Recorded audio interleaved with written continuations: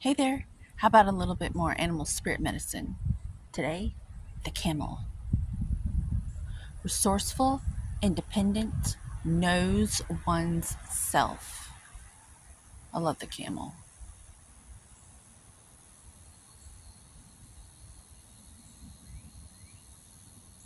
They go on long walks in the desert and they like it.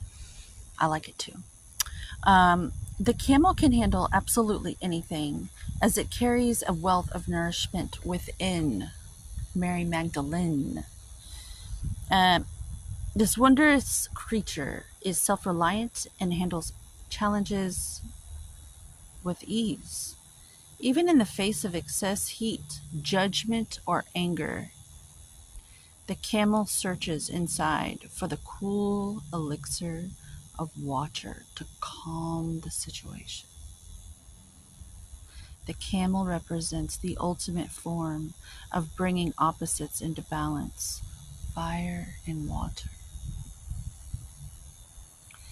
and being responsible for one's own reactions.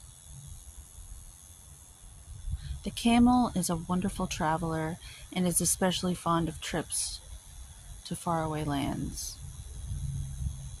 When in balance, calm, content, sparkle in the eye, like George Clooney on The Men Who Stare at Goats.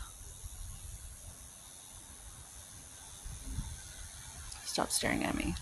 I'm not a scapegoat. I graduated from that. My mother thought I was one of those. Anyways, I love you, Mom.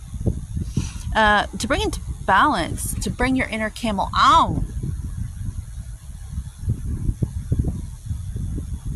a pilgrimage, which is what I'm doing out here almost every day.